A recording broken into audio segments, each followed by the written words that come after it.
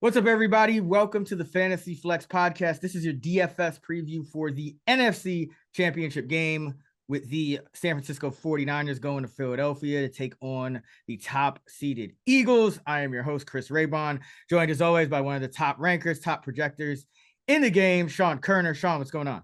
What's up? Yeah, I can't believe we only have 3 games left in the season. It's flown by, and we're going to see two very good teams eliminated this weekend. So can't wait to see all the carnage. I mean, we always got USFL in this end, so you know. Oh yeah, well, and XFL. We have two right. B leagues now, so I can't wait for that. But we get to watch at least 3 more high quality football games, I should say. Yes, sir. All right. We'll jump right into that San Francisco Philly game. Just want to shout out our contest winner from this week, PTAZ14. Thank you for the rating and review, PTAZ14. You can hit up podcasts at actionnetwork.com to claim your free year of Action Pro. And if anyone out there enjoys the pod, be sure to leave us a rating and review on Apple, and we'll pick our favorite one each week, and you get a free year of Action Pro. All right, let's jump into the Niners at the Eagles. Eagles favored by 2.5. Total is 46. Who do you like in a captain spot? So I like Devontae Smith here. The Eagles might not be as efficient running the ball here against an elite 49ers run defense. They rank second in DVOA against the run. So I think this is a game where the Eagles could be forced into more pass-heavy game script, and especially more third downs that because they won't be as effective running the ball. So Devontae Smith leads the team in target rate on third downs. Last week, he actually saw 57% of the targets on third and fourth down. So, I think he's going to have a big game here. Plus the 49ers, they can be pretty vulnerable to deep balls. They have the 5th highest yards per attempt allowed on throws, 20 plus yards downfield. AJ Brown's dealing with a hip injury. Goddard has a much tougher matchup this week. He got to face the Giants last week, which I said, that was an easy matchup, but Niners, much better defense to tight end. So I think Devonta sets up perfectly for the captain slot. And I don't think his rostership will be too high there, or at least it shouldn't be as high as it should be in this matchup. Yeah, he's been playing real well. And we gotta monitor that AJ. It looks like AJ Brown's gonna be fine, but yeah, anytime a guy gets like banged up, you got to kind of pay attention because so we'll monitor his practice status. Yeah. But there's a good chance Devontae just operates flat out as that number one, and he usually runs more routes than AJ anyway. He rarely comes off the field. All right. For me, gotta go with Jalen Hurts here, and I think the fact that it could be a little more of a neutral or negative game script even actually helps Hurts, because we already know what he's going to do in a positive game script. He's going to run the ball, but he might not throw that much. And, we saw last week he had just 154 yards on 24 attempts. He did have two scores, so that was good. But this week you could see him up over that 30 attempt mark, which is where you really start to get some value out of him in the pass game. And, I thought he looked fine running the ball last week. 9 carries for 34 yards and a touchdown. So they're not afraid to run him near the goal line. So I think that's a positive here. Now, obviously, if Brown is super banged up, that's the one thing that would not be ideal for Hurts. But I do think the more banged up Brown is, the more you see Hurts run. And the one thing that's plagued the 49ers defense throughout multiple postseasons now, their defense has always been pretty good these last few years, but scrambling quarterbacks have given them issues. And, we saw last week, Dak Prescott went well over his rushing prop. He had 22 yards. Geno Smith the week before, 28 yards. And in week 17, Jarrett Stidham, who, not really known as too big of a runner, 34 yards on the ground against this Niner D. So they cover pretty well and kind of force, the quarterback to take off and make moves. So I think that's something that you could see a lot out of Hurts. We've seen his upside this year be 17 rush attempts. He hit that mark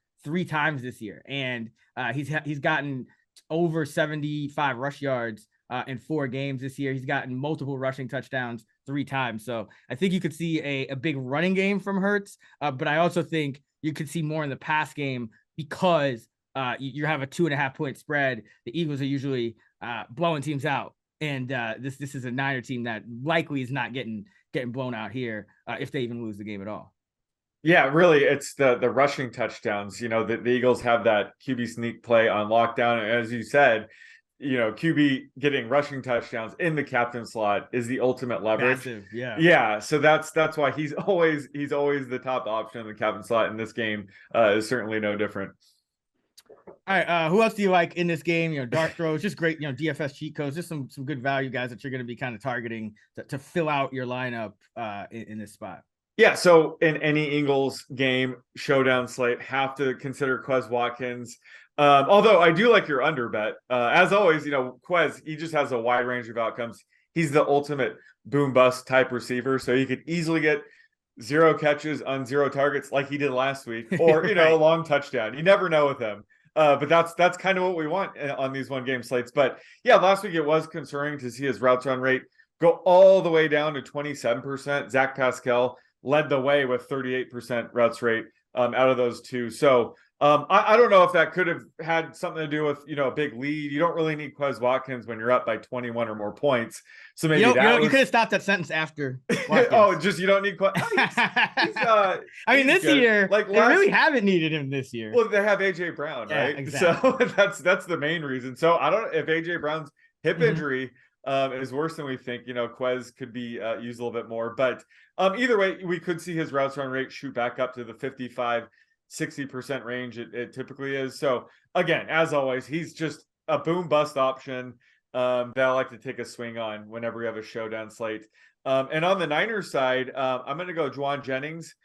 He had his standard 2 catches for 26 yards last week. He was playing through an ankle injury, so it was good to see that he was able to at least run his typical 58% routes run rate. I'm guessing he should only be healthier this week since he made it through unscathed. And he lines up in the slot more than Debo, actually, so he might still be able to, avoid the Darius Slay, James Bradbury coverage.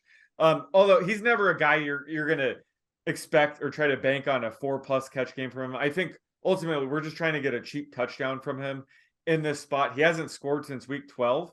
So I think his rostership is going to be extremely low for a 1-game slate. But, he's a guy that they do scheme up plays in the red zone. So I think there is a chance, or good enough chance, that he does catch a touchdown this game. And I think he would be some sneaky leverage if he does.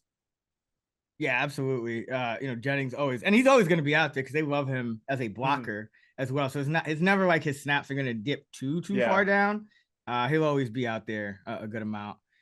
All right. For me, I'm going with I'm actually going with Zach Pascal for the Eagles because I don't know what's going on with Watkins.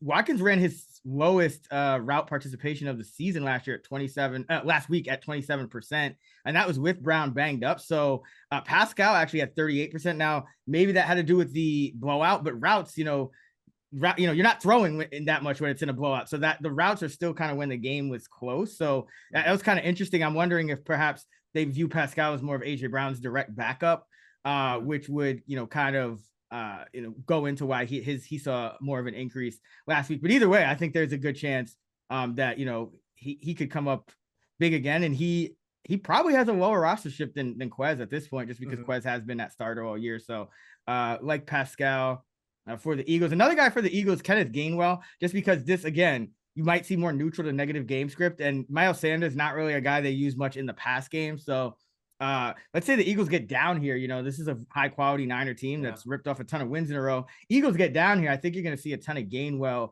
and you could get 2, 3, 4, 5 catches out of him if they're kind of have to go in some hurry up mode in this game. So like Gainwell, and then for the Niners, it's got to be Elijah Mitchell. He's seen a carrier target now on 26 of his 36 postseason snaps. That's 72%. I know he got banged up, but it looks like they're saying he's going to play. McCaffrey got banged up as well, but I think you have the most kind of upside with Mitchell if McCaffrey gets banged up, because McCaffrey's healthy. He's still going to dominate the snaps, but we saw last week he kind of got banged up, and they sub Mitchell, and even though Mitchell, I guess, allegedly picked up somewhat of an injury too, they kept going to him, and to the point where he only had 2 fewer touches than McCaffrey last week. So I think Mitchell's an interesting guy, and we saw him involved in the receiving game against Seattle a couple of weeks ago. So I think Mitchell's an interesting guy for the Niners. They're not really playing their backup tight ends much.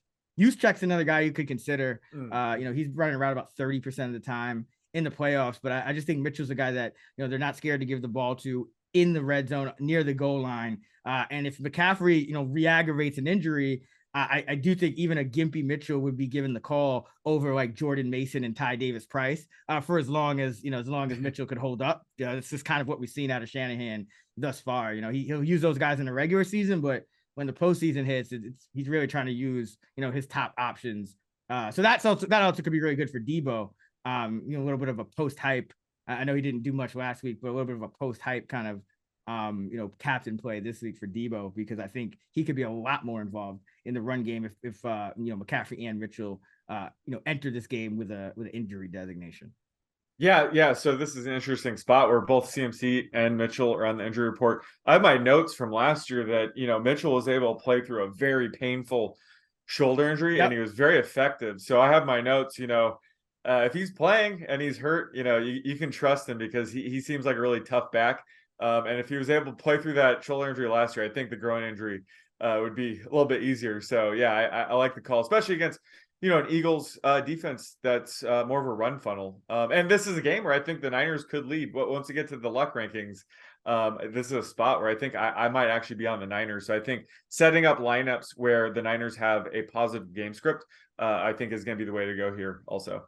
Yeah, so, good segue. What do you got for the luck rankings? Yeah, so this is a luck rankings game. The Niners ranked 24th and the Eagles are 6th. So this is a luck rank differential of 18. Our new and improved luck rankings 2.0 likes the Niners even more. And it's gone 2-0 against the spread. So yeah, I think this is a spot where obviously everybody knows the Niners are good, but they've been playing a lot better than their scores have even indicated. So this is a spot where I like taking the Niners if you can get them at +3 and building lineups where they're going to play with a leading game script as well. I mean, would you buy the 3? Because I don't know if it's getting to 3. It's at 2.5. I doubt it would get to 3 for any amount of time. Would you buy the 3, or would you still take them at 2.5? Like, are you just expecting them to win this game? If anything, for me, I would either buy the 3. You know how much I love that 3, or just take the money line, because it's less likely that 2.5 will come into play. Famous last words, I know, but this is a spot I rather just take the money line. But it's worth waiting. I think we have seen a ton of action on the Eagles. If you look at the more casual Twitter, people are wondering why the Eagles are only -2.5. So it's giving me reason just to kind of wait, because you never know, it could get up to 3. But ultimately, I think I'd rather just take Niners money line. Gotcha. All right. Well, that is going to do it for our NFC Championship preview on the Fantasy Flex. Be sure to check out the full luck rankings list at actionnetwork.com for more great fantasy content from Sean and I. You can check out our full player props episode over on the Action Network podcast channel, and keep an eye out for our Fantasy Flex AFC Championship game episode, which should be out shortly after this one. actionnetwork.com for all of our NFL betting and fantasy content, as well as fantasylabs.com for our DFS tools and models. Sean's on Twitter at @_oddsmaker. I'm at Chris Raybon, and you can find us at those same handles on the free award-winning Action Network app. Until next time, let's get this shmoney.